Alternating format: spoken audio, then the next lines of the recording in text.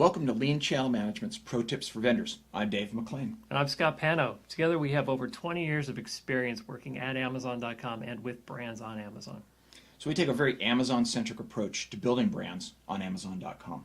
We like to consider ourselves navigators of the platform. And today we're going to talk to you about how to package your products for Amazon. Packaging. Why is packaging important, Scott?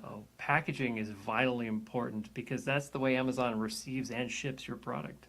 That's right. And if your packaging is bad, you may get a bad review because the product may have come in destroyed or broken. And that happens all the time. If the product package isn't IST3 or 3B compliant, it can be destroyed in shipping. My packaging's fine, though, if I'm a brand, Scott. I just go and ship it out in these big boxes and they put it up on the shelves. Well, that doesn't happen on Amazon. Amazon receives products individually and randomly stows them in their fulfillment centers.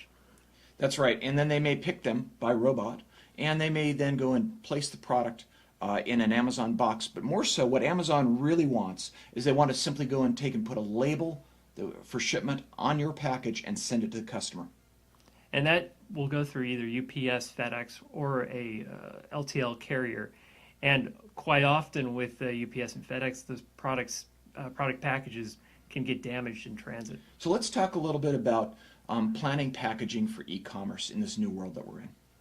Right, so product packaging should be IST 3A and 3B compliant. And why is that important, David? Well, those are the drop tests that are used to go and simulate the sorters that UPS would go and use to move packages around. And it's a very simple drop test from about this high on 5 different sides. It's easy to do yourself, and to test yourself, you can get a lab to go and do that. That's right. It's kind of funny, though, there's more and more e-commerce coming every day, and we really suggest at Lean Channel Management that you plan on 35% of your shipments occur in this e-commerce ready, e-retail ready packaging. Right, so you want to be able to quickly move a product from your shelves, from your warehouse, into either a retail package or carton or an e-retail carton for shipment to Amazon or any of your other retailers. So let's talk about not just the packaging that the consumer gets, but let's talk a little bit about the packaging for multiple products. Say we've got a whole bunch of small knives that we need to we would typically send out. Right. So Amazon has specifications on how to ship out liquids, ship out knives and other sharp objects, or to ship out food so that they're compliant. So I've got each one of those packages so that they won't fail. They're small boxes, perhaps, for the knives, but they're fairly inexpensive, so we want to go and ship a bunch of them to Amazon at once. I want to ship them 144 knives because that's my package. That's not going to happen unless Amazon orders 144 different knives. Every item should be individually packaged and protected. The way you should think about it is Amazon's going to throw in, let's say, a hammer with a coffee mug, and they should not damage each other. And Amazon really is not going to be making up for the deficiencies in your packaging. And if they do, they're going to charge you back for bubble wrap, relabeling with a new scannable barcode. It will be very expensive for them to go and do that. Right. And if you use e-retail compliant or Amazon compliant packaging, it will save you money in the long term because you don't have to worry about fancy, 4-color printing on your boxes. You can use 2-color printing. Yep. It could be corrugate. And so let's talk about master cartons for a minute here. Master cartons should be minimized. There are some standards within stores at Amazon, such as they will not purchase more than 12 units at a time. Master carton size has a limitation and a weight, and they will charge you back if you exceed size and weight fairly. And so you should pay attention to those specifications found in Vendor Central. That's right.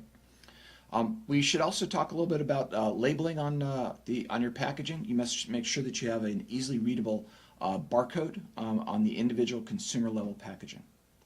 You should also have an Amazon compliant label for shipping on the outside of your master carton when you send that. The way to think about this is when Amazon receives your carton, they're going to scan the carton to understand what's in that carton. They're going to open it, and they're going to receive every individual item within that carton, and which will be scanned. If there's a discrepancy between what they've expected and what you've shipped, you'll get a chargeback. You have a requirement to have a scannable barcode for shipment if it's your master carton. If your master carton or rather your shipping carton, is also your individual consumer level packaging. Say a flat screen TV is a good example of that. Then you also have the scannable barcode. And you really can't have any other scannable barcodes on that package other than a maximum of those two there. It will confuse the receiving teams, and you'll be charged back. And one interesting thing to think about is Amazon is trying to reduce the cost of goods to themselves. The total landed cost is what they call it. So what they're doing in a few categories is that they will attempt to sell, let's say, a 12-pack of items where you want to intend to sell only one to consumer. They will try to reduce their cost by selling all 12 to consumer as a single unit. So what they're doing is requiring case UPCs.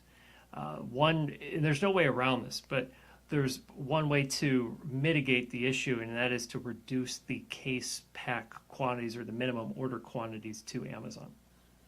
That's right.